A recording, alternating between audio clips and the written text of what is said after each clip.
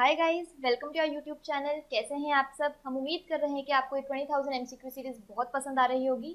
चलिए, जैसा कि आप जानते हैं कि रोज इस टाइम मैं आभा बनोट लेकर आती हूँ आपके लिए इकोनॉमिक्स की क्लासेस। तो आज भी मैं आपके लिए लेकर आई हूँ मोर 50 क्वेश्चन एमसीक्यू के। आप जानते हैं कि हर वीडियो में मैं कोशिश करती हूँ कि थोड़े बहुत जो कंसेप्चुअल टॉपिक हैं इकोनॉमिक्स से रिलेटेड वो भी कवर कराती रहती हूँ। जैसे नेशनल इनकम हमने थोड़ा सा कवर किया है, then forms of market cover किया है। आज भी मैं आपके लिए एक छोटा सा टॉपिक लेकर आई हूँ टाइप्स ऑफ टैक्स के ऊपर। आप जानते हैं हमारे पास ब्रॉडली अगर टैक्स की बात करें तो दो तरीके के होते हैं, डायरेक्ट एंड इनडायरेक्ट। उन्हीं में उनका जो इफेक्ट होता है that is progressive and regressive. तो आज हम लोग थोड़ा सा जो है इसके ऊपर एक स्नीक पीक ले लेंगे कि वो बेसिकली होते कैसे हैं। चलिए, so without wasting any time, जैसे मैं रोज कहती हूँ, अच्छे से पढ़ना है, हर वीडियो को लाइक और शेयर जरूर करना है। चलिए स्टार्ट करेंगे आज से अपना आज का पहला क्वेश्चन जो है हमारा। चलिए फर्स्ट क्वेश्चन देखेंगे। ट्रांसफर पेमेंट्स इंक्लूड, ऑप्शन है आपके पास, gifts received from a friend, rent free accommodation by the employer, net factor income from abroad, या employees contribution to social security. आपको बताना है इसमें ट्रांसफर पेमेंट एग्जैक्टली क्या होता है। चलिए, ट्रांसफर पेमेंट होता है हमारा option number D, employees contribution to social security. देखिए, ट्रांसफर पेमेंट का मतलब होता है जहां पर किसी तरीके का कोई एक्सचेंज नहीं है, ये वन वे पेमेंट है। ठीक है, इसमें कोई भी जैसे हमारा नॉर्मली प्रोडक्शन में होता है कि हमने प्रोड्यूस किया, कंज्यूमर ने उसको खरीदा, उसके बदले में उसको पैसे दे, टू वे ट्रांजेक्शन होती है। ट्रांसफर पेमेंट जो है वन वे एक तरीके के ट्रांसफर होता है। यहाँ पे एक बार देख लेंगे हम लोग। ट्रांसफर पेमेंट है एक one way payment to a person और ऑर्गेनाइजेशन विच हैज गिवन और एक्सचेंज्ड नो गुड्स और सर्विसेज फॉर इट। उसके बदले में उन्होंने कुछ भी गुड्स या सर्विसेज हमें नहीं दी होती है, वो हो जाता है हमारा ट्रांसफर पेमेंट। वो एग्जैक्टली एक नॉर्मल पेमेंट के बिल्कुल अपोजिट होता है, उसके कॉन्ट्रास्ट में होता है। नॉर्मल पेमेंट की बात करें तो वो वहां पे होता है transfer of money in exchange for a good और सर्विस। उसमें कुछ ना कुछ गुड या सर्विसेज की एक्सचेंज हुई होती है, उसके बदले में हम लोग उनको पैसे देते हैं। चलिए नेक्स्ट देखेंगे फटाफट से।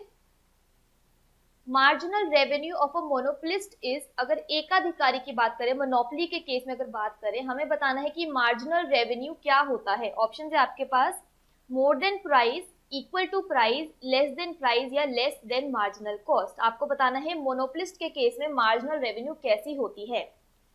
तो यहाँ पे हमारा करेक्ट आंसर जो है that is less than marginal cost. देखिए, हम सबको पता है कि मोनोपोलिस्ट में जो मोनोपोली जो बेसिकली एक सिंगल सेलर होता है, वो अपनी मर्जी से प्राइस रख लेता है। वो प्राइस डिफरेंशिएशन जो है बेसिकली इसका एक बहुत इंपॉर्टेंट फीचर होता है मोनोपोली में। लेकिन फिर भी उसकी जो मार्जिनल रेवेन्यू होती है वो हमेशा मार्जिनल कॉस्ट से कम होती है। मतलब जो उसको एक एडिशनल आउटपुट प्रोड्यूस करके जो रेवेन्यू या इनकम जनरेट हो रही है, वो हमेशा उसको एक आइटम प्रोड्यूस करके जो कॉस्ट लग रही होती है उससे हमेशा कम होती है। वो ऐसा क्यों है? क्योंकि देखिए, एक प्रोडक्ट की वो दो प्राइसिंग रख रहा है अलग अलग सेक्टर्स में, तो एक टाइम ऐसा सैचुरेशन आता है कि जो ओल्ड कस्टमर्स होंगे वो उस प्रिवेलिंग प्राइस पे वो खरीदना नहीं चाहेंगे। अगर वो चाहते हैं कि वो दोबारा से उनके प्रोडक्ट को खरीदना शुरू करें, वो न्यू कस्टमर या न्यू बेस बनाना चाहता है, कस्टमर बेस बनाना चाहता है, तो उसको इवेंचुअली अपना रेवेन्यू या जो भी उसका प्रोडक्ट का प्राइस है वो उसको कम करना पड़ता है ताकि ज्यादा लोग उसको खरीदे। ठीक है, तो इस केस में इस वजह से जो हम कहते हैं कि मार्जिनल रेवेन्यू जो एक मोनोपोलिस्ट को होता है वो हमेशा उसके मार्जिनल कॉस्ट से कम होता है। इतनी चीज क्लियर है? चलिए, यहाँ पे सेम इंफॉर्मेशन मैंने आपको प्रोवाइड करा दी, इसको जरूर रीड करना है आपको एक बार। चलिए नेक्स्ट देखेंगे, अ हॉरिजॉन्टल डिमांड कर्व। एक हॉरिजॉन्टल या क्षैतिज मांग वर्क जो होती है वो कैसी होती है? Relatively elastic, perfectly inelastic, perfectly elastic, या यूनिटरी इलास्टिसिटी होती है उसकी। आपको बताना है हॉरिजॉन्टल। हॉरिजॉन्टल मतलब इस तरीके से एक स्लीपिंग लाइन की बात करें, इस शेप में जो डिमांड कर्व होती है वो कैसी होती है।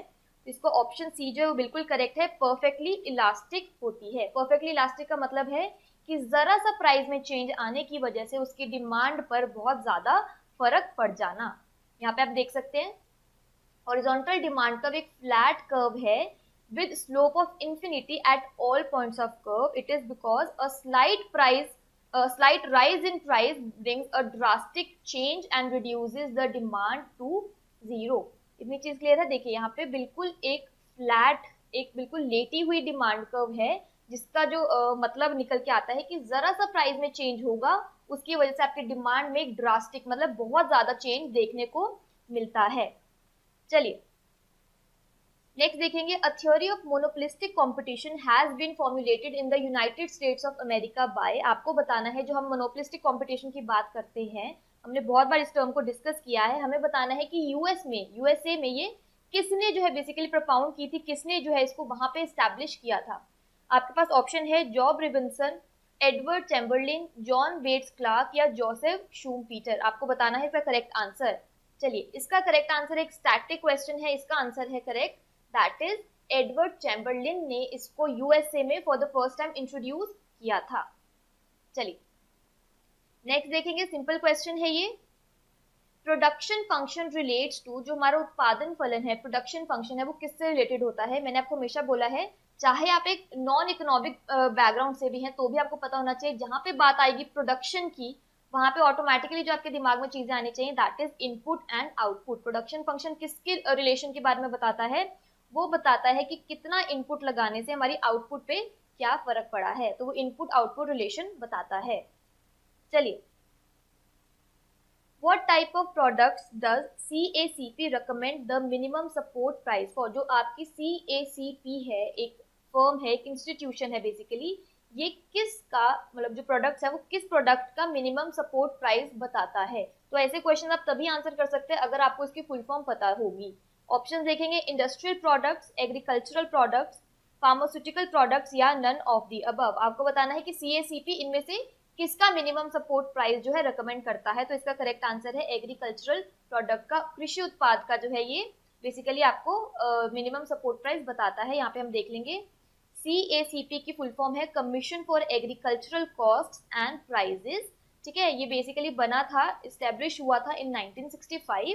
प्लस आपको जो इसमें पता होना चाहिए ये किस लिए बना है, to recommend minimum support prices and to motivate cultivators and farmers to adopt the latest technology in order to optimize the use of resources and increase productivity। ठीक है, तो बेसिकली इसीलिए बना है ताकि एग्रीकल्चरिस्ट जो है हमारे कल्टिवेटर्स है, फार्मर्स हैं, उनको एक मिनिमम सपोर्ट प्राइस मिल सके, प्लस उनको जो है ये मोटिवेट करते हैं कि जितनी भी न्यू टेक्नोलॉजीज आ रही हैं एग्रीकल्चरल फील्ड में उसको वो यूज करें और अपनी प्रोडक्टिविटी को बढ़ाएं। चलिए नेक्स्ट देखेंगे, under increasing returns the supply curve is, अगर हम लोग इंक्रीजिंग रिटर्न्स की बात करें कि हम लोग जो भी इन्वेस्टमेंट कर रहे हैं, जो भी इनपुट लगा रहे हैं उससे आउटपुट हमें ज्यादा आ रहा है, उस केस में जो हमारी सप्लाई कर्व वो कैसी होती है। ऑप्शन है आपके पास, positively slope from left to right, negatively slope from left to right, parallel to quantity axis या parallel to price axis. Increasing return के केस में सप्लाई कर्व पे क्या असर होता है, सप्लाई कर्व कैसी होती है, सप्लाई कर्व होती है हमारी positively slope from left to right. चलिए यहाँ पे देख लेंगे एक बार डायग्राम में, यहाँ पे आप देख सकते हैं ये है हमारी सप्लाई कर्व जो पॉजिटिवली स्लोप है और लेफ्ट से राइट तक हमारी जा रही है। इतनी चीज क्लियर है। चलिए, the degree of monopoly power is to be measured in terms of the firms. अगर हम लोग एक एकाधिकारी शक्ति की मात्रा का पता लगाना है कि उसमें एग्जैक्टली उसकी पावर क्या है, वो किस सिचुएशन में है इस टाइम इकोनॉमी में, तो हम लोग किस तरीके से हम लोग उसको मेजर कर सकते हैं। ऑप्शन है आपके पास, normal profit, super normal profit, both normal and super normal profit, या उसकी सेलिंग प्राइस से। तो बहुत सिंपल सी चीज है, हम लोग उसको मेजर कर सकते हैं उसके सुपर नॉर्मल प्रॉफिट से। चलिए फटाफट से वीडियो को शेयर करना है ताकि ज्यादा से ज्यादा लोग जुड़े, और जो आपको आज मैं नहीं हूँ एक कंसेप्चुअल टॉपिक बताने वाली हूँ उसका बेनिफिट भी काफी सब लोगों को मिले। चलिए आंसर है यहाँ पे सुपर नॉर्मल प्रॉफिट। एक बार देख लेते हैं सुपर नॉर्मल प्रॉफिट क्या होता है। देखिए नॉर्मल प्रॉफिट हम सबको पता है, ठीक है। सुपर नॉर्मल का मतलब है जहां पे नॉर्मल प्रॉफिट से कुछ एक्सेस प्रॉफिट जो है फर्म को अर्न हो रहा हो। सुपर नॉर्मल प्रॉफिट जो है is all the excess profit a firm makes above the minimum return necessary to keep a firm in business. एक मिनिमम जो रिटर्न होता है, फॉर एग्जांपल 10% है, एक कंपनी को मिनिमम प्रॉफिट चाहिए ही चाहिए, उसके अबव लाइक 11, 12, 15, 20 जितना भी एक्स्ट्रा प्रॉफिट होगा that will be super normal profit. ठीक है, इसके अलावा जो है हम लोग इसको सुपर नॉर्मल प्रॉफिट को अब नॉर्मल प्रॉफिट भी बोलते हैं, क्योंकि दिस इज नॉट नॉर्मल कि एक रेट के बाद, एक पॉइंट के बाद जब उसको एक्स्ट्रा प्रॉफिट होता ही रहता है, तो इसलिए हम उसको अब नॉर्मल प्रॉफिट भी बोलते हैं। चलिए नेक्स्ट देखेंगे, एक स्टैटिक क्वेश्चन है, who propounded the innovation theory of profit. देखिए बहुत इकोनॉमिक्स की बहुत कॉमन थ्योरी है ये इनोवेशन थ्योरी ऑफ प्रॉफिट। हमें बताना है कि ये किसने प्रोपाउंड किया था या इसका प्रतिपादन किसने किया था। ऑप्शन है आपके पास, शूमपीटर, सैमुएल्सन, एल्फ्रेड मार्शल या David Ricardo. Innovation theory of profit. बहुत सिंपल सा आंसर है इसका, जे ए शूमपीटर ने जो है इनोवेशन थ्योरी ऑफ प्रॉफिट दी थी। उसने कहा था इसमें कि अगर एक कंपनी को प्रॉफिट अर्न करना है तो उसको अपनी फर्म में इनोवेटिव प्रोडक्ट्स या इनोवेटिव टेक्निक्स लगाती रहनी चाहिए ताकि उसके प्रॉफिट जो उसको ज्यादा मिल सके। चलिए यहाँ पे एक बार देख लेंगे। Schumpeter believed that an entrepreneur can earn economic profits by introducing successful innovations। जितनी ज्यादा वो इनोवेटिव थ्योरीज लेकर आएगा उसको जो है उससे ज्यादा प्रॉफिट अर्न होने लग जाएगा, ये कहा था Schumpeter ने अपनी इनोवेशन थ्योरी ऑफ प्रॉफिट के लिए। चलिए नेक्स्ट देखेंगे। आपसे वो क्वेश्चन में कह रहा है under perfect competition the industry does not have any access capacity because each firm produces at the minimum point on it's. हमें पता है कि परफेक्ट कंपटीशन में जहाँ पे भी मिनिमम पॉइंट आता है एक कंपनी या एक फर्म में वही लेवल तक प्रोड्यूस करती है, और वो कौन सा मिनिमम पॉइंट होता है, वो होता है उसका लॉन्ग रन का average cost curve. Average cost curve इस तरीके से होती है, उसका जो मिनिमम पॉइंट होता है वहां तक ही एक परफेक्ट कंपटीशन में वो प्रोड्यूस करते हैं, क्योंकि उन्हें पता है कि प्राइस जो फिक्स किया गया है वो उतना ही प्राइस जो है वो ले पाएंगे क्योंकि they are price taker. Plus मैंने आपको ऐसा ही क्वेश्चन जो एक्सेस कैपेसिटी का एक और भी पहले पूछा था, उसका आंसर है कि एक्सेस कैपेसिटी की जो पावर है या कौन सी फर्म या कौन से टाइप ऑफ कंपटीशन जो है एक्सेस कैपेसिटी उनके पास एक पावर होती है, वो किसके पास है, वो थी मोनोपोलिस्टिक कंपटीशन के पास। और क्वेश्चन में ये भी आ सकता है कि किसके पास एक्सेस कैपेसिटी की पावर नहीं है, तो वो है परफेक्ट कंपटीशन। तो आपको दोनों वे से आंसर पता होना चाहिए। चलिए Which one of the following is not a canon of taxation according to Adam Smith? मैंने आपसे क्वेश्चन पूछा था कि कैनन ऑफ टैक्सेशन जो है किसने दिया था, तो उसमें आंसर था एडम स्मिथ। यहाँ पे मैं आपसे पूछ रही हूँ कि इन ऑप्शंस में से जो उसने कैनन ऑफ टैक्सेशन दिए थे, जो उसके 4 टाइप्स दिए थे, इनमें से वो कौन सा नहीं है। ऑप्शंस है आपके पास canon of certainty, canon of simplicity, canon of convenience या कैनन ऑफ इकोनॉमी। कैनन का मतलब क्या होता है, बेस्ट या गुड या वो चीज जो किसी वर्थ की हो। तो कैनन ऑफ टैक्सेशन का मतलब था कि इकोनॉमी में जो टैक्सेशन सिस्टम है क्या वो वर्थ है, क्या वो गुड है, वो बताता है हमें कैनन ऑफ टैक्सेशन। उसने जो है इसके कुछ टाइप्स दिए हैं, उसमें जो है आपका कैनन ऑफ सिंप्लिसिटी उसका टाइप नहीं है। चलिए देख लेंगे फटाफट से वो उसके टाइप्स क्या क्या हैं। 4 तरीके के ब्रॉडली अगर हम लोग क्लासिक पॉइंट ऑफ व्यू से रखें तो 4 थे हमारे। कैनन ऑफ इक्वालिटी या equity, cannon of certainty, canon of economy या कैनन ऑफ कन्वीनियंस। ये उसने जो 4 हमें ब्रॉडली अगर क्लासिक टर्म्स में बात करें तो ये 4 उसने दिए हैं, उसमें सिंप्लिसिटी नहीं आता। चलिए नेक्स्ट देखेंगे। इफेक्टिव डिमांड डिपेंड्स ऑन, अगर एक प्रभावी मांग की बात करें तो किस पर निर्भर करती है। ऑप्शन है आपके पास capital output ratio, output capital ratio, total expenditure या सप्लाई प्राइस। एक इफेक्टिव डिमांड किस पे बेस्ड होती है, बहुत सिंपल सी चीज है, हम लोग कोई प्रोडक्ट तभी खरीदेंगे जब वो हमारे परचेजिंग पावर के विदिन हो, तो उसकी सप्लाई प्राइस जो है उसकी डिमांड को इफेक्टिव या नॉन इफेक्टिव बनाने में बहुत इंपॉर्टेंट रोल प्ले करती है। चलिए नेक्स्ट देखेंगे, यही सेम एक्सप्लेनेशन मैंने आपको यहाँ प्रोवाइड की है। चलिए नेक्स्ट देखेंगे फटाफट से। आपसे वो कह रहा है कि एक्सप्लॉयटेशन ऑफ लेबर, हम लोग कह रहे हैं कि एक श्रमिक का या एक श्रम का शोषण होगा, वो किस सिचुएशन में पॉसिबल है, जहां पर आप देखेंगे कि वेज जो है मार्जिनल रेवेन्यू आपको मैं बता चुकी हूँ, वो एडिशनल रेवेन्यू है, वो एडिशनल इनकम जो एक पर्सन को या एक ओनर को अर्न होता है जब वो एक एक्स्ट्रा आउटपुट प्रोड्यूस कर रहा है।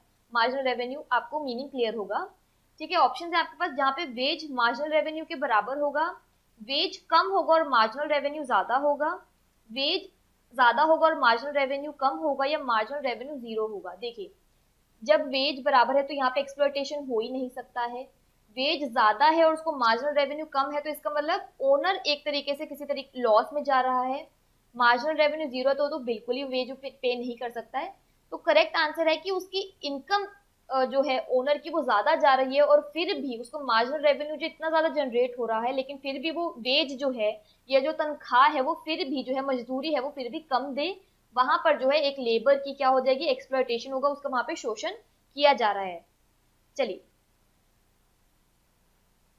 नेक्स्ट देखेंगे फटाफट से। A rising per capita income will indicate a better welfare if it is accompanied by, एक राइजिंग पर कैपिटा इनकम की बात करें मतलब एक प्रति व्यक्ति आय में बढ़ोतरी हो रही है, ठीक है। एक पर्सन की अगर एवरेज बात करें पर कैपिटा इनकम प्रति व्यक्ति आय जो है वो उसमें वृद्धि हो रही है, ये एक बेटर वेलफेयर इंडिकेट करेगा अगर ऑप्शन है आपके पास unchanged income distribution overall, changed income distribution in favour of rich, changed income distribution in favour of poor या changed income distribution in favour of industrial labour. अगर पर कैपिटा इनकम बढ़ रहा है और उसका जो इफेक्ट है वो बेटर वेलफेयर होगा अगर उस चेंज की वजह से वो डिस्ट्रीब्यूशन जो है वो इन फेवर ऑफ पुअर हो। अगर गरीबों के फेवर में वो चेंज नहीं है तो वो पर कैपिटा इनकम अगर बढ़ भी रहा है तो वो एक बेटर वेलफेयर नहीं बताएगा।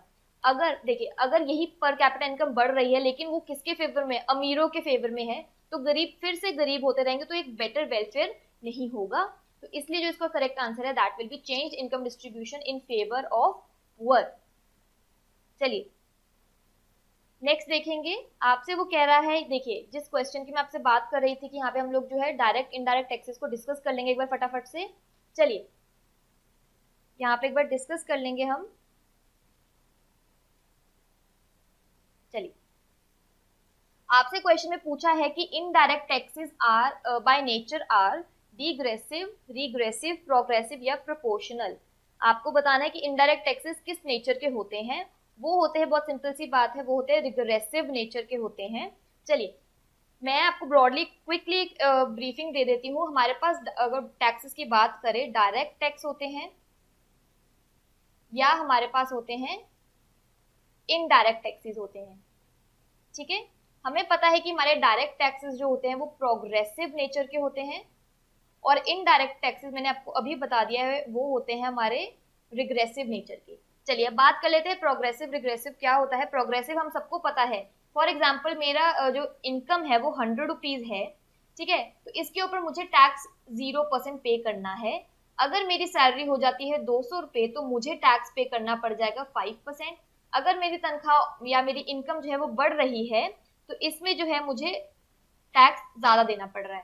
तो यहाँ से मतलब है कि मेरी इनकम के बढ़ने से मेरा जो टैक्स रेट है वो बढ़ रहा है, दैट इज प्रोग्रेसिव। कि इनकम बढ़ेगी तो टैक्स बढ़ेगा, दैट इज प्रोग्रेसिव। इतनी चीज क्लियर है। अब देखेंगे रिग्रेसिव में क्या होता है। रिग्रेसिव इसका बिल्कुल ऑपोजिट होता है, इनडायरेक्ट। चलिए यहाँ पे बात करते हैं सेल्स टैक्स की बात कर लेते हैं फटाफट से, यहाँ पे आपको एक आइडिया लग जाएगा। मैं कह रही हूँ कि हमारे पास दो लोगों की बात कर लेते हैं, ए और बी, दो लोग हैं हमारे पास, ठीक है। इनकी बात कर लेते हैं इनकम की। ए कोई पर्सन है उसकी इनकम है 50 रुपए और बी कोई पर्सन है उसकी इनकम है 500 रुपए। इतनी चीज क्लियर है। मैं कह रही हूँ कि इनको कोई भी प्रोडक्ट है उसके ऊपर सेल्स टैक्स पे करना पड़ रहा है 5 रुपए। तो यहाँ पे हम देखेंगे कि इनका परसेंट इफेक्ट कितना पड़ रहा है। देखिए 50 रुपए का 5 रुपए अगर सेल्स में अगर वो पे कर रहा है तो इसका मतलब इसका यहाँ पे हो जाएगा 10% हो जाएगा यहाँ पे इसका।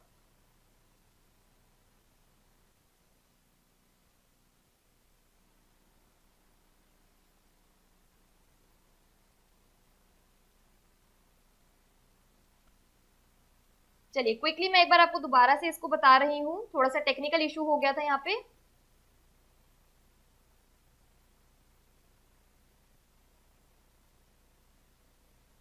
चलिए क्विकली मैं आपको यहाँ पे दोबारा से, आपने उसका तो पता चल ही गया है आपको डायरेक्ट टैक्स का। इनडायरेक्ट टैक्स में आपको दोबारा से बता देती हूँ। यहाँ पे इनडायरेक्ट टैक्स में हम लोग बात कर रहे हैं सेल्स टैक्स की।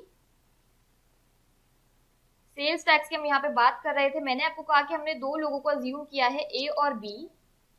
इनकी जो टैक्स है, फॉर एग्जाम्पल मैं कह देती हूँ इनकी इनकम की बात करें, अगर हम लोग इनकी इनकम की बात करें, इसकी इनकम है 50 रुपए और इसकी इनकम है 500 रुपए, ठीक है।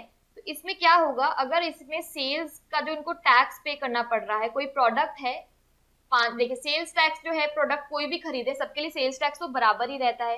मैंने अज्यूम कर लिया कि वो सेल्स टैक्स है 5 रुपए, ठीक है। तो इसमें अगर हम परसेंटेज अगर चेक करें कि इस सेल्स टैक्स का इनकी इनकम का कितना परसेंट इनको पे करना पड़ा है तो क्या इफेक्ट आएगा। देखिए 50 रुपए के अगर 5 रुपए की बात करें तो ये हो जाएगा इसका 10% ऑफ इनकम, और अगर 500 रुपए के हिसाब से 5 रुपए का देखेंगे तो ये हो जाएगा इसका 1% ऑफ इनकम।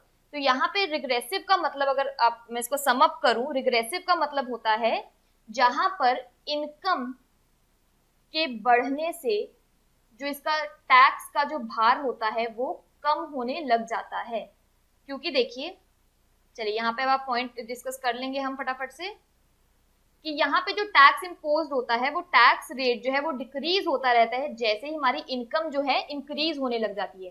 क्यों? क्योंकि देखिए हमें कोई भी प्रोडक्ट खरीदेंगे तो उसका हमें सेल्स टैक्स सबके लिए बिल्कुल बराबर है। अगर चीनी की बात करें, अगर फॉर एग्जाम्पल उस पर 2% का अगर सेल्स टैक्स लगाया गया है तो वो 2% का सेल्स टैक्स जो है वो सबके लिए बिल्कुल बराबर है, चाहे उसकी इनकम, बंदे की कोई भी पर्टिकुलर इंसान है उसकी इनकम 5 रुपए हो या 10 रुपए हो, उसको उतना ही टैक्स पे करना होगा। इतनी चीज क्लियर है? तो यहाँ पे हम रिग्रेसिव की बात करें तो जैसे टैक्स रेट डिक्रीज होने लगता है, हमारा टैक्स रेट डिक्रीज होने लगता है अगर हमारी जो है टैक्सेबल इनकम बढ़ रही है। ठीक है, जितनी ज्यादा हायर इनकम ग्रुप होगी उनको जो है टैक्स कम पे करना पड़ता है। Regressive tax impose a greater tax burden on poor relative to rich, क्योंकि यहाँ पे फर्क किस चीज का है? इनकम का फर्क है। चलिए, इतनी चीज क्लियर है? चलिए, मैं उम्मीद कर रही हूँ कि आपको यहाँ पे एक बेसिक आइडिया जो है रिग्रेसिव और प्रोग्रेसिव का पता चल गया है कि जैसे ही प्रोग्रेसिव में हमारी इनकम बढ़ेगी हमारा टैक्स बर्डन बढ़ने लगता है, दैट इज प्रोग्रेसिव। और रिग्रेसिव में अगर बात करें, रिग्रेसिव में इनकम बढ़ेगी टैक्स बर्डन कम होने लग जाता है, क्योंकि वो एक ऐसा टैक्स है जो इवेंचुअली प्रोडक्ट के थ्रू हमें पे करना होता है। चलिए, मैं उम्मीद कर रही हूँ कि आपको एक बेसिक इसका आइडिया लग गया होगा। फटाफट से नेक्स्ट क्वेश्चन देखेंगे अब हम। Which one of the following is an example of optional money? देखिए, हमें लीगल मनी पता है, वो मनी जो हम लोग करेंसी की बात करते हैं, कॉइन्स की बात करते हैं, वो हमारा एक लीगल मनी हो जाता है जिसको हम लोग आप इजीली डिस्ट्रीब्यूट या ट्रांजेक्शन में यूज कर सकते हैं। ऑप्शनल मनी आपसे यहाँ पे पूछा गया है कि which one of the following is an example of optional money. आपके पास ऑप्शन है करेंसी नोट, कॉइन्स, चेक या बॉन्ड। आपको बताना है कि इसमें से ऑप्शनल मनी क्या है। तो इसमें ऑप्शनल मनी जो होता है वो है हमारा चेक। चेक जो है हमारा एक ऑप्शनल मनी है, क्योंकि जरूरी नहीं है कि ये कोई भी पर्सन जो एक्सेप्ट करे, ठीक है, क्योंकि उसके पास ऑप्शन होता है। यहाँ पे देख लेंगे कि और चीजें क्या ऑप्शनल में आती है, ऑप्शन मनी में आती है। It consist of credit instruments like bill of exchange, cheques या हमारे प्रोमिसरी नोट्स। ठीक है, चलिए, इसमें जो है एक्सेप्टेंस जो है कंप्लीटली डिपेंड करता है upon the choice of an individual person. ठीक है, चलिए, सिंपल था ये। नेक्स्ट देखेंगे फटाफट से। Those payments which the firms make to outsiders for their goods and services are called। ऐसे भुगतान को हम लोग क्या कहते हैं जो एक फर्म बाहरी लोगों को करती है उनकी गुड्स या सर्विसेज, मतलब वस्तुएं या सेवाएं यूज करने के लिए हम लोग उनको जो है पेमेंट करते हैं, उनको क्या कहते हैं? ऑप्शन है आपके पास real cost, economic cost, explicit cost या इम्प्लिसिट कॉस्ट। बहुत सिंपल सा है, इसको हम लोग बोलते हैं एक्सप्लिसिट कॉस्ट। इसको बोलते हैं वो पेमेंट जो हम लोग बाहर, एक फर्म जो है आउटसाइडर्स को पे करती है। Those expenses made by a firm to buy goods directly. इसमें हम लोग क्या क्या इंक्लूड करते हैं? Raw material, taxes and depreciation charges, transportation, ये सब इसमें इंक्लूड करते हैं। ठीक है, अगर हम लोग एक इकोनॉमिस्ट है लेफ्ट विच, उसके टर्म्स में अगर हम बात करें, explicit cost are those cash payments which firms make to outsiders for their services and goods। इतनी चीज क्लियर है? चलिए, नेक्स्ट देखेंगे। स्पेशल इकोनॉमिक जोन की अगर बात करें, SEZ की बात करें, कॉन्सेप्ट जो है ये फर्स्ट टाइम कहाँ इंट्रोड्यूस हुआ था? ऑप्शन है आपके पास चाइना, जापान, इंडिया या पाकिस्तान। स्पेशल इकोनॉमिक जोन, तो इसका करेक्ट आंसर है चाइना। अब बात कर लेते हैं फटाफट से स्पेशल इकोनॉमिक जोन कौन से जोन होते हैं। देखिए, पर्टिकुलरली क्या होता है कि वो ऐसे जोन्स बनाए जाते हैं जहां पर जो है हमारे नॉर्मल जो टैक्स का या सब्सिडीज का जो भी पॉलिसीज होती है वो डिफरेंट रखी जाती है उन पर्टिकुलर जोन्स के लिए। यहाँ पे जो जोन्स होते हैं वो रखे जाते हैं जो ज्यादा कभी कभी गरीबी एरिया में होते हैं या बहुत ज्यादा रूरल एरियाज में होते हैं, जहाँ पे ऐसे जोन को बनाने का पर्पस ये होता है कि वहां पे हम लोग प्रोडक्टिविटी या ज्यादा लोगों को जो है प्रोत्साहन दें कि वो वहां जाके भी अपनी कल्टीवेशन या प्रोडक्टिविटी वहां पर भी जाके सेटअप करें, इसीलिए जो है स्पेशल इकोनॉमिक जोन्स बनाए जाते हैं। चलिए, स्पेशल इकोनॉमिक जोन वो एरिया होता है कंट्री का that is subject to unique economic regulation that differ from other regions of the same country. ठीक है, वही इसका है, यहाँ पे टैक्स इंसेंटिव्स भी मिलते हैं और अपॉर्चुनिटी मिलती है कि इनको लोअर टैरिफ्स पे करने को। बेसिकली यहाँ पे क्या है कि प्रोडक्टिविटी जो है इंक्रीज हो, ज्यादा लोग यहाँ पे जाके इन्वेस्ट करें, इसीलिए जो है ये सेल्स जो है बेसिकली बनाया जाता है ताकि यहाँ पे भी जाके प्रोडक्टिविटी इस पर्टिकुलर एरिया की भी बेटरमेंट हो सके, इनके पास ज्यादा अपॉर्चुनिटीज लाइफ में मिले इनको भी। नेक्स्ट देखेंगे, इकोनॉमिक डेवलपमेंट डिपेंड्स ऑन, आर्थिक विकास निर्भर करता है नेचुरल रिसोर्सेज पे, कैपिटल फॉर्मेशन पे, साइज ऑफ द मार्केट या all of the above. Economic development, देखिए इकोनॉमिक डेवलपमेंट हर चीज पे डिपेंड करता है, हमारे नेचुरल रिसोर्सेज पे भी डिपेंड करेगा, कैपिटल फॉर्मेशन पे भी डिपेंड करेगा, साइज ऑफ मार्केट पे भी डिपेंड करेगा, तो इसका correct answer will be all of the above. चलिए नेक्स्ट देखेंगे, national income is generated from, एक नेशनल इनकम की बात करें तो इसमें से किस किस से जनरेट होता है?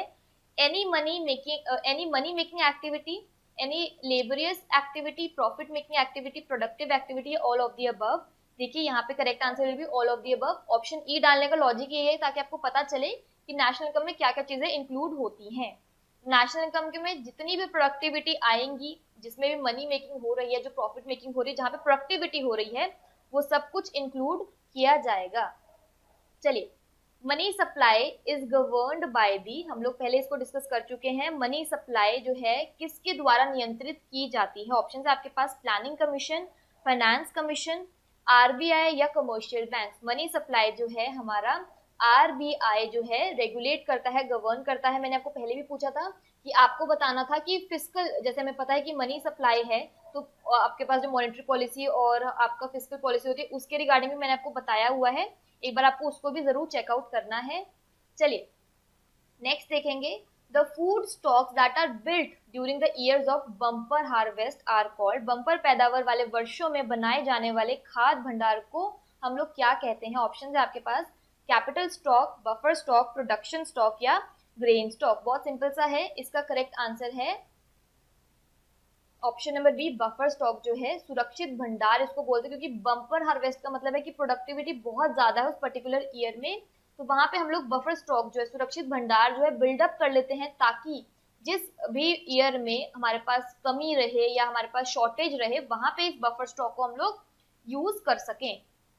चलिए आप देख सकते हैं, बफर स्टॉक जो है एक सिस्टम है या स्कीम है which buys and stores stocks at times of good harvest to prevent prices falling below a target range, और या रिलीज करते हैं स्टॉक को during bad harvest to prevent price rising above a target range. इतनी चीज clear है? चलिए, the minimum wage act was passed first in India in the year, आपको बताना है कि न्यूनतम मजदूरी अधिनियम जो है भारत में पहली बार किस वर्ष में लागू किया गया था, ये किस वर्ष में जो है इसको इंट्रोड्यूस किया गया था? तो इसका करेक्ट आंसर है ऑप्शन नंबर बी, 1948 में जो है इसको इंट्रोड्यूस किया गया था। चलिए यहाँ पे देख लेंगे, मिनिमम वेज एक्ट 1948 जो है एक एक्ट ऑफ पार्लियामेंट है, जहाँ पे बेसिकली लेबर लॉ जो है, इंडिया का लेबर लॉ है, उसमें कहा गया था कि एक मिनिमम वेज जो है स्किल्ड एंड अनस्किल्ड वर्कर्स के लिए या लेबरर्स के लिए आपको रखना होगा, ताकि बेसिकली क्या है, उनके किसी तरीके का शोषण ना हो। ओके नेक्स्ट देखेंगे फटाफट से, human development index was developed by, मानव विकास सूचांक किसके द्वारा विकसित किया गया था? ऑप्शन है आपके पास, अमर्त्य सेन, फ्राइडमैन, महबूब उल हक या बोथ अमर्त्य सेन एंड महबूब उल हक। तो बहुत सिंपल सा है, इसका करेक्ट आंसर है option number D, both Amartya Sen and महबूब उल हक। आपको पता है अमर्त्य सेन जो है इंडियन थी और महबूब उल हक जो है पाकिस्तानी है, इन दोनों ने मिलकर जो है बेसिकली एक ह्यूमन डेवलपमेंट इंडेक्स जो है डेवलप किया था। चलिए इन्होंने इसमें क्या इंक्लूड किया था वो फटाफट से देख लेते हैं। इन्होंने इसमें इंक्लूड किया है लाइफ एक्सपेक्टेंसी, ठीक है, एक पर्टिकुलर बंदे की जीने की कितनी एक लाइफ एक्सपेक्टेंसी है, एजुकेशन और पर कैपिटा इनकम को जो है यहाँ पे इन्होंने HDI ह्यूमन डेवलपमेंट इंडेक्स में एक बेसिकली इसको यूज किया था। इतनी चीज क्लियर है?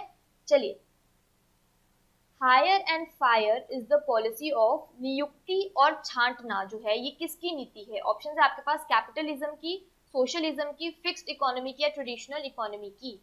बहुत सिंपल सी बात है, ये जो है हायर एंड फायर जो कैपिटलिज्म में, जहाँ पे जो डिमांड सप्लाई फोर्सेस होती हैं, प्राइवेटाइजेशन जहाँ पे ज्यादा होती है, ये हायर एंड फायर है, वहां पे ज्यादा पॉलिसी जो है काम करती है, ये वहां पे ज्यादा लागू होती है। वो इस वजह से है क्योंकि देखिए जहाँ पे प्राइवेटाइजेशन की बात हो जाती है वहां पे परफेक्शन जो है थोड़ा ज्यादा डिमांड किया जाता है, आपको हायर किया जाता है। अगर आपकी प्रोडक्टिविटी उनके काम के दौरान नहीं हो रही होती, उनके काम के अकॉर्डिंग नहीं हो रही होती है, तो आपको जो है वो इजीली फायर कर देते हैं, आपको निकाल देते हैं। लेकिन अगर बात करें तो गवर्नमेंट जो है वो ऐसा बिल्कुल नहीं करती है। आप एक बार सरकारी नौकरी में परमानेंट लग जाते हैं तो आप जब तक रिटायर नहीं हो जाते आप वहीं पे ही रहते हैं। तो मिक्स्ड इकोनॉमी में भी इस वजह से वो चीज एग्जिस्ट नहीं करती है, क्योंकि अगर प्राइवेटाइजेशन की वजह से हायर फायर करेंगे, गवर्नमेंट जो है इमीडिएटली अपना इंटरवेंशन बीच में करके उनकी फायरिंग को रोक देता है। तो इसलिए जो हायर फायर पॉलिसी जो है वो कैपिटलिज्म का एक पॉलिसी होती है।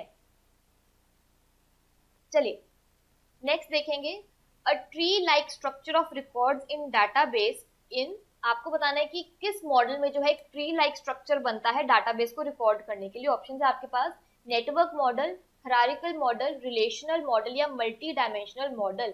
ट्री लाइक स्ट्रक्चर जो है वो किस में बनता है?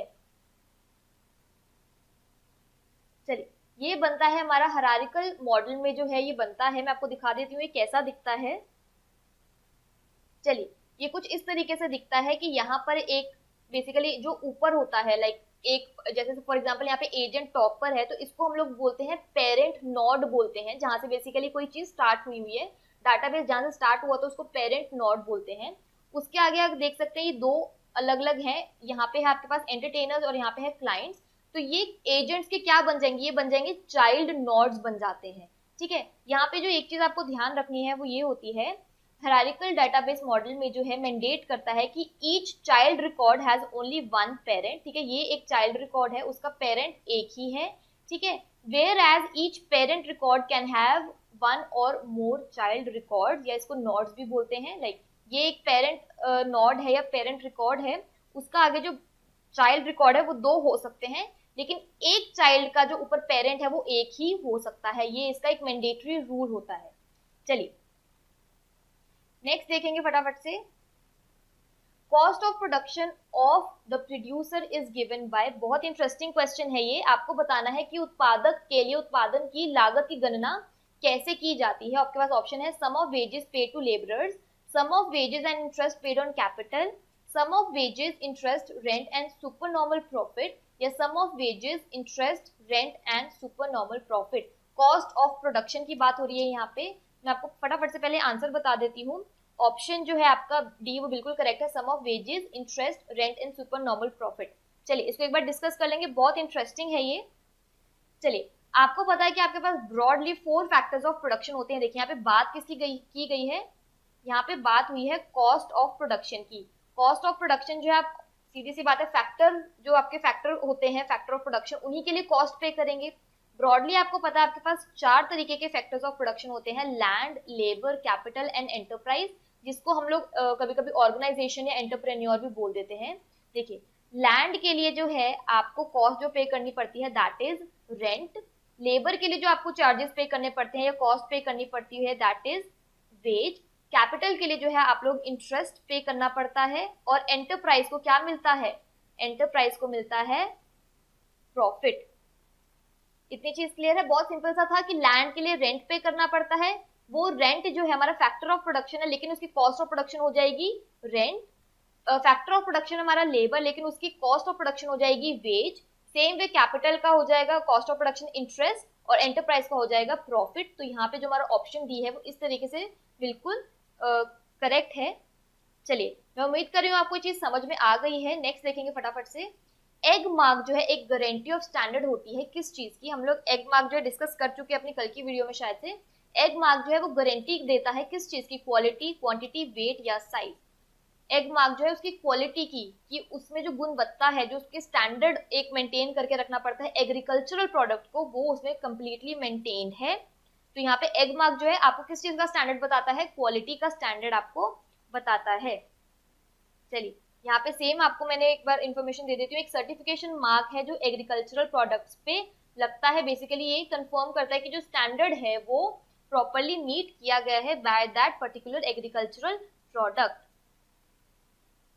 चलिए the market price is related to, आपको बताना है कि बाजार की कीमत जो है वो किससे रिलेटेड होती है, very short period, long period या वेरी लॉन्ग पीरियड। देखिए मार्केट प्राइस जो होता है वो इतना ज्यादा फ्लक्चुएटिंग होता है, इसीलिए उसको लॉन्ग पीरियड के लिए या वेरी लॉन्ग पीरियड के लिए तो हम लोग कभी सेट रख ही नहीं सकते हैं, उसको हम लोग वेरी शॉर्ट पीरियड के लिए ही रख सकते हैं।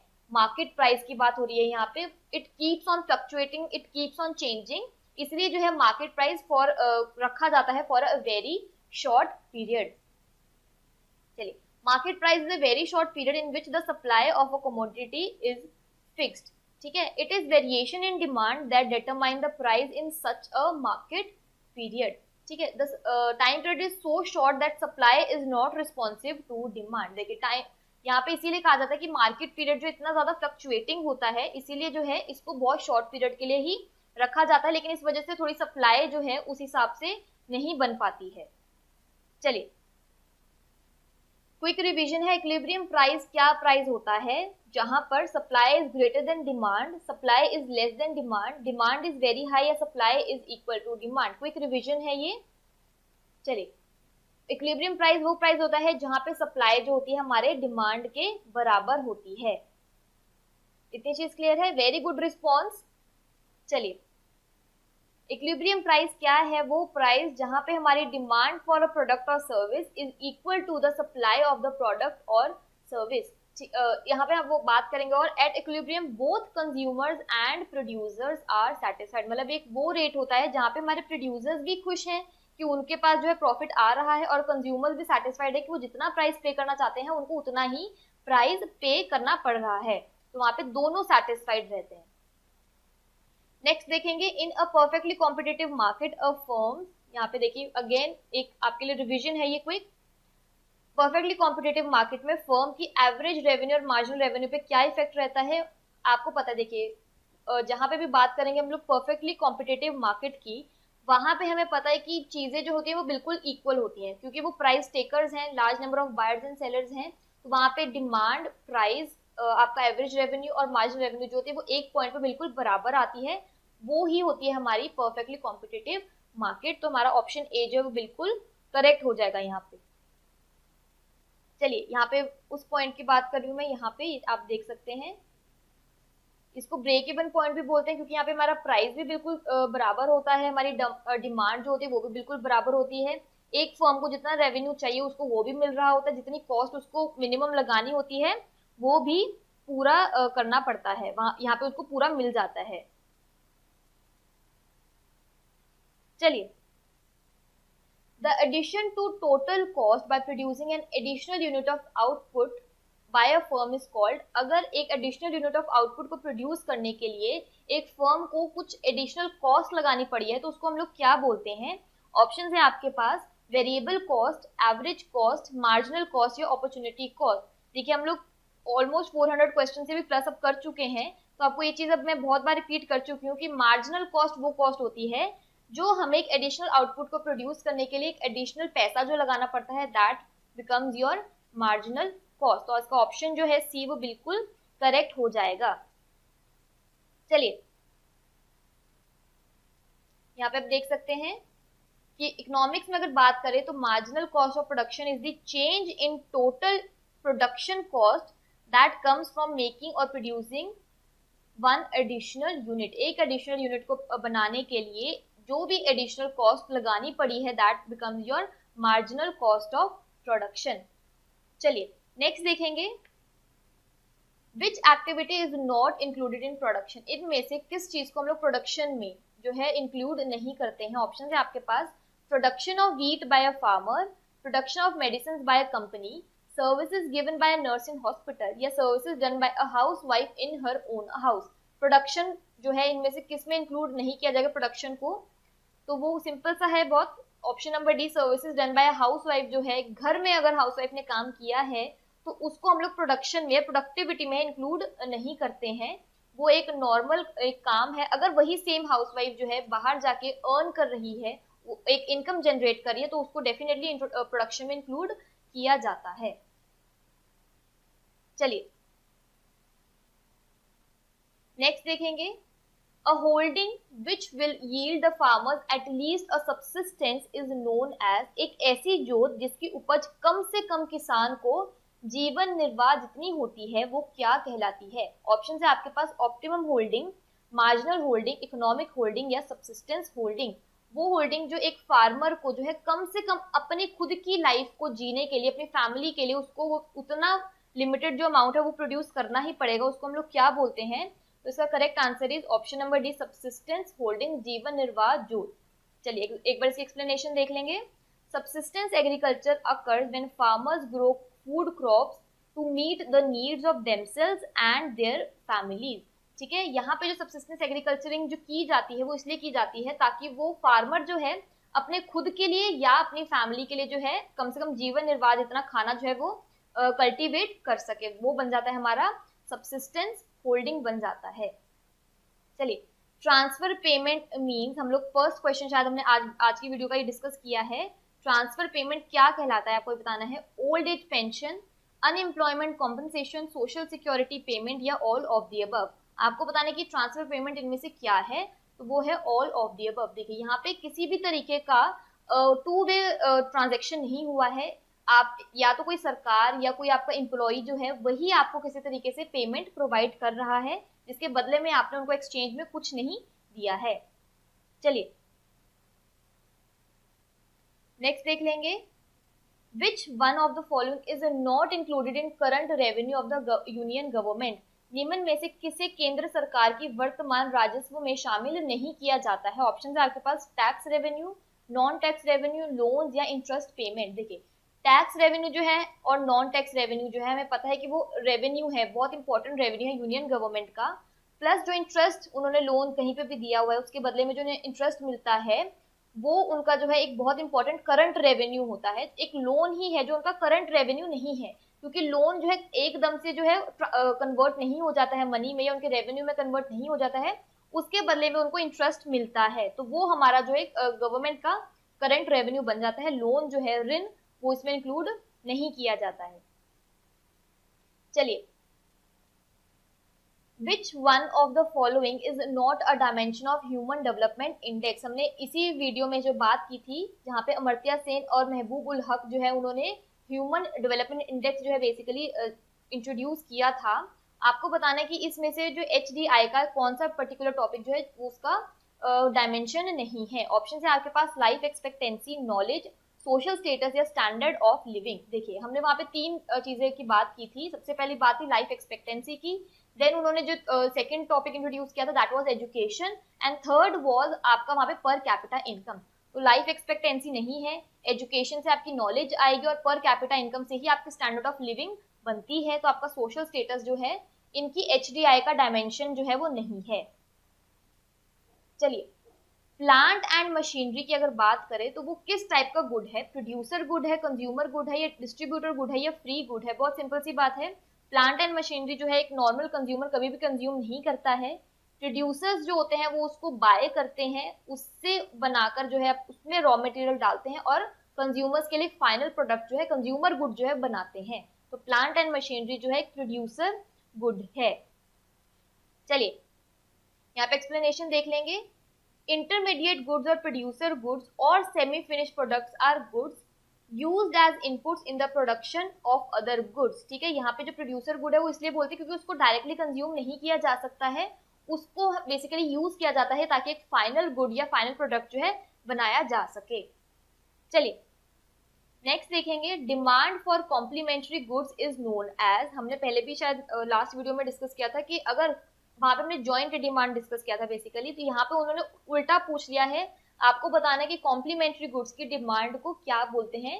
सिंपल है, उसको बोलते हैं जॉइंट डिमांड, क्योंकि एक पर्टिकुलर चीज की अगर डिमांड हो गई है तो ऑटोमेटिकली उससे रिलेटेड जो दूसरा प्रोडक्ट होगा उसकी डिमांड भी बढ़ने लग जाती है। अगर किसी ने ब्रश खरीदा है तो उसको सूनर और लेटर टूथपेस्ट की जरूरत पड़ेगी।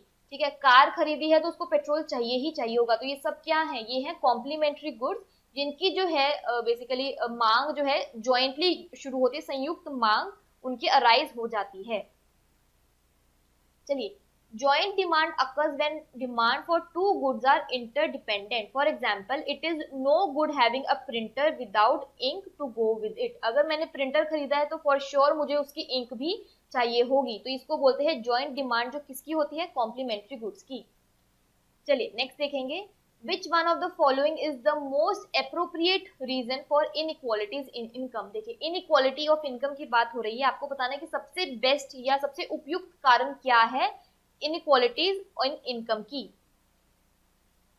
चलिए आपको रेशियल फैक्टर्स है, लैक ऑफ अपॉर्चुनिटीज है, इनहेरिटेंस फ्रॉम फैमिली एनवायरनमेंट है, डिफरेंसेस इन एबिलिटी। आपको बताना है कि इनइक्वालिटी ऑफ इनकम जो है किस वजह से होती है। तो बहुत सिंपल सी बात है, वो किस वजह से होती है कि हर पर्सन को जो है इक्वल अपॉर्चुनिटीज नहीं मिलती हैं, इसकी वजह से जो है उनकी इनकम में इनइक्वालिटी आने लग जाती है। चलिए यहाँ पे रिच पुअर की बात नहीं करेंगे। आप अगर सेम बैच में से दो अब फ्रेंड्स जो हैं, एक सेम बैच से आपने पास आउट किया है और आप जॉब्स के लिए अप्लाई करते हैं, तो जरूरी नहीं है कि आप दोनों को सेम तरीके की ही जॉब मिले। इट डिपेंड्स कि किसको कैसी अपॉर्चुनिटी मिली है। किसी को जो है बेस्ट अपॉर्चुनिटी मिल जाती है तो उसकी ऑटोमेटिकली इनकम ज्यादा होगी, किसी को अपॉर्चुनिटी नहीं मिलती है इसकी वजह से उसकी इनकम कम है। तो ज्यादा रिच पुअर की बात ना करके एक सिंपल सा लॉजिक भी देखेंगे, जहां पे आपके पास लैक ऑफ अपॉर्चुनिटी आई, आपकी इनकम में इनइक्वालिटीज वहीं से ही शुरू हो जाती है।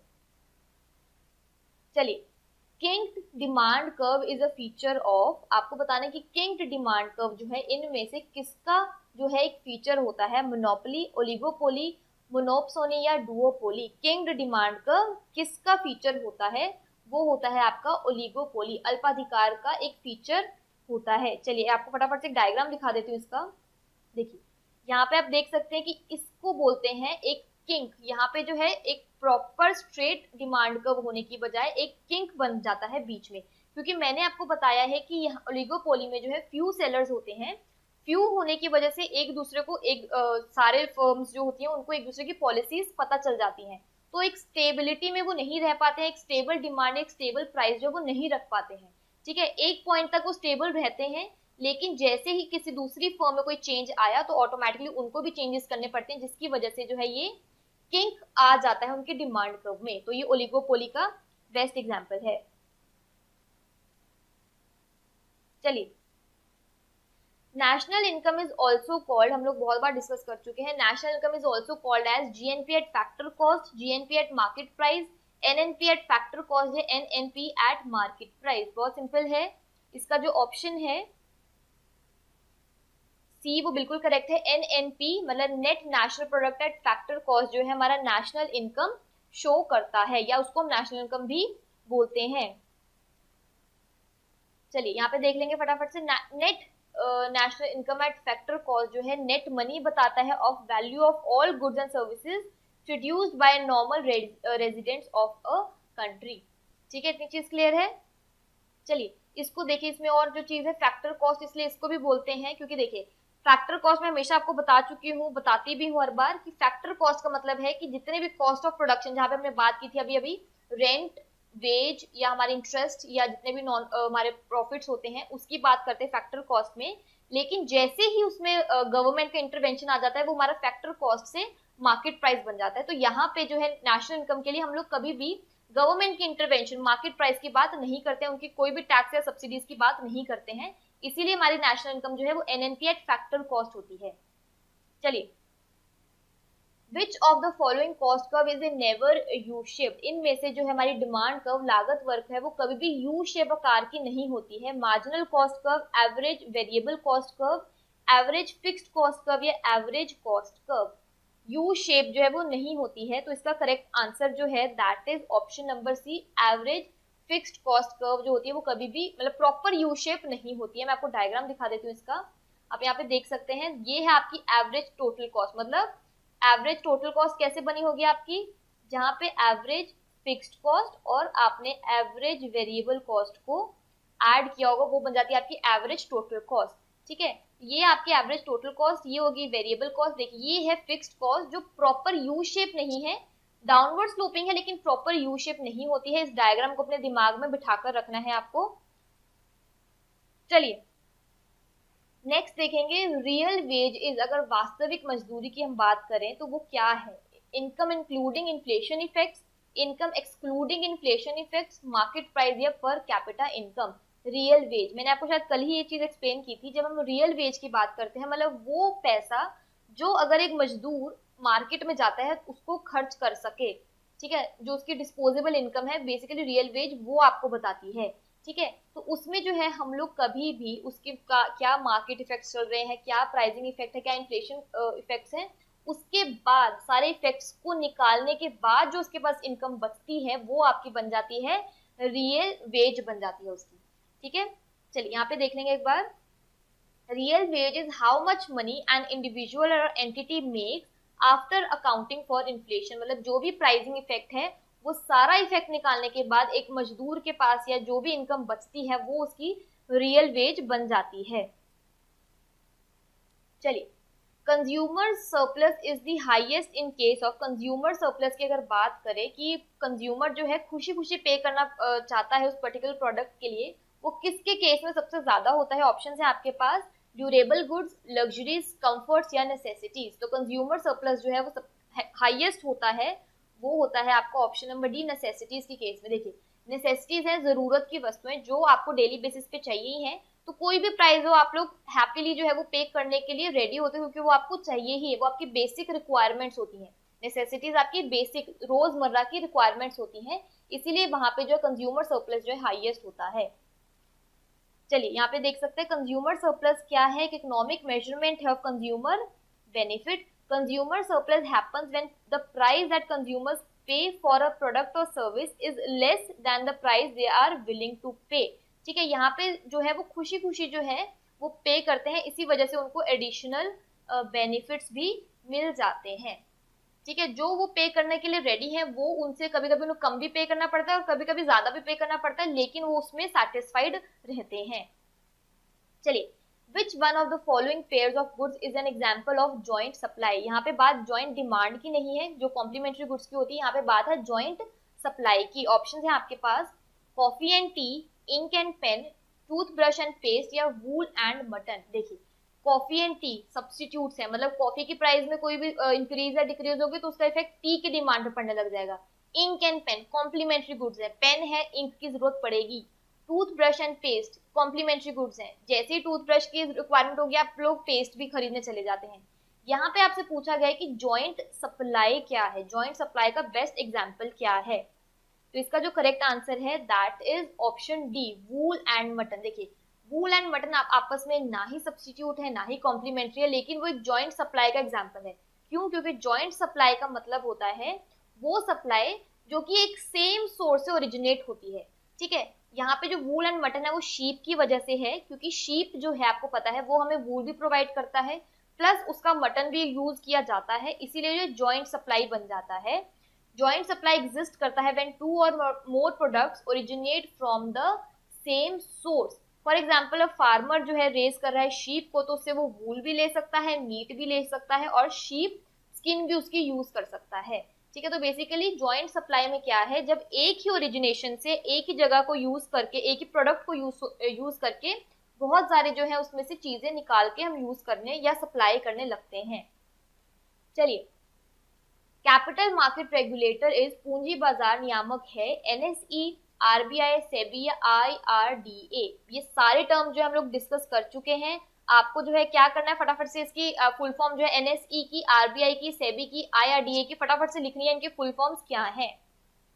चलिए, कैपिटल मार्केट रेगुलेटर इनमें से कौन है? बहुत सिंपल सी चीज है, इसकी रेगुलेटर है सेबी। कैपिटल मार्केट जो स्टॉक एक्सचेंज की जो हमारे रेगुलेटर होते हैं वो होती है हमारी SEBI, stock exchange board of India. ठीक है, यहाँ पे देख लेंगे कि सेबी जो है हमारा रेगुलेटर है securities and commodity market in India, जिसको कंट्रोल करता है हमारा गवर्नमेंट ऑफ इंडिया, जो इस्टेब्लिश हुई थी, जो इंटररिलेटेड जो चीजें होती है आपको पता होनी चाहिए है, 1988 में इस्टेब्लिश हुई थी, लेकिन अगर इसकी स्टैट्यूटरी पावर की बात करें तो वो इसको 1992 में मिली थी under the act SEBI act 1992। ठीक है, तो ये बेसिकली रिस्पॉन्सिव होता है या इसकी रिस्पॉन्सिबिलिटी होती है, जो उसके 3 अंडर ग्रुप्स हैं, कौन से इशूअर्स जो बेसिकली सिक्योरिटी इशू कर रहे हैं, देन इन्वेस्टर्स जो सिक्योरिटी में पैसा इन्वेस्ट कर रहे हैं, एंड देन मार्केट इंटरमीडिएरीज जिनके थ्रू जो है वो शेयर्स जो है खरीदे जा रहे हैं या डायरेक्टली खरीद रहे हैं तो कोई प्रॉब्लम नहीं है, अगर बीच में इंटरमीडिएरीज हैं तो उनकी भी जो है मार्केट में नो हाउ जो है उनकी भी बहुत इंपॉर्टेंट है। चलिए, नेक्स्ट देखेंगे फटाफट से, a transfer income is an, आपके पास ऑप्शन है income which is not produced by any production process, income taken away from one person and given to another, unearned income या अर्न्ड इनकम। आपको बताना है कि इसमें से जो है आपका ट्रांसफर इनकम क्या है, वो इनकम जो जनरेट की गई होती है जहां पे किसी तरीके का प्रोडक्शन प्रोसेस नहीं हुआ होता है। आज ही शायद हमने ट्रांसफर इनकम के तीसरा क्वेश्चन कर लिया, लेकिन सब में अगर आपने देखा होगा स्टेटमेंट्स बिल्कुल डिफरेंट है। अगर आपको मतलब में अभी भी कंफ्यूजन है तो आप लोग इसका मीनिंग जो है जरूर प्रॉपर्ली रीड करें, ताकि आप हर तरीके से, किसी तरीके से भी क्वेश्चन पूछा जाए आप इसका इजीली आंसर कर सकते हैं। चलिए, अगेन सेम ही मीनिंग है, यहाँ पे एक वन वे पेमेंट है किसी पर्सन या ऑर्गेनाइजेशन को, जिसके बदले में उन्होंने कोई भी गुड्स या सर्विसेज जो है प्रोवाइड नहीं की होती है। चलिए, the main feature of a capitalist economy is, एक जो हम पूंजीवादी अर्थव्यवस्था की बात करते हैं उसका मुख्य विशेषता क्या होता है, उसका मेन फीचर क्या है? Administered prices, public ownership, economic planning या प्राइवेट ओनरशिप। बहुत सिंपल सा है, कैपिटलिस्ट इकोनॉमी का है जहां पे प्राइवेटाइजेशन होती है, प्राइवेट ओनरशिप होती है। ठीक है, चलिए, कैपिटलिज्म आपको अब पता ही होगा। चलिए, इसको जो और आपको क्वेश्चन आ सकता है, इसको हम और क्या क्या बोलते हैं, इसको फ्री मार्केट भी बोलते हैं और लेजिस्फेयर कैपिटलिज्म भी बोलते हैं। हम लोग ये टॉपिक भी डिस्कस कर चुके हैं। चलिए, लास्ट क्वेश्चन है आज का, देखेंगे the supply of labour in the economy depends on. Supply of labour जो है अर्थव्यवस्था में श्रम की आपूर्ति निर्भर करती है किस पर, कौन से फैक्टर पर डिपेंड करती है? Population, national income, per capita income या नेचुरल रिसोर्सेज। हमारी नेचुरल जो सप्लाई ऑफ लेबर है वो किस पे डिपेंड करती है? बहुत सिंपल सी बात है, वो हमारी पॉपुलेशन पे डिपेंड करती है। अगर हमारे पास आबादी ही नहीं है तो सप्लाई किसी लेबर की या किसी भी तरीके की सप्लाई कैसे पॉसिबल हो सकेगी? तो सप्लाई ऑफ लेबर जो है किस पे डिपेंड करती है? हमारी पॉपुलेशन पे। इसका ऑप्शन ए बिल्कुल करेक्ट है। चलिए, एज आई सेड ये हमारा लास्ट क्वेश्चन था। यहाँ पे हमने कंप्लीट कर लिया 450 क्वेश्चन, बहुत ज्यादा होते हैं ये। कोई डाउट है नीचे कमेंट सेक्शन में आप जरूर पूछें ताकि हम लोग इसको डिस्कस कर सके, अगर कोई भी आपको डाउट आ रहा है। चलिए, जैसा मैं हमेशा कहती हूँ, आपको क्या करना है, घर पे रहना, सुरक्षित रहना है, लेकिन अच्छे से पढ़ना जरूर है। कोई डाउट है वो नीचे जरूर कमेंट सेक्शन में पूछना है। See you tomorrow same time. Thank you so much.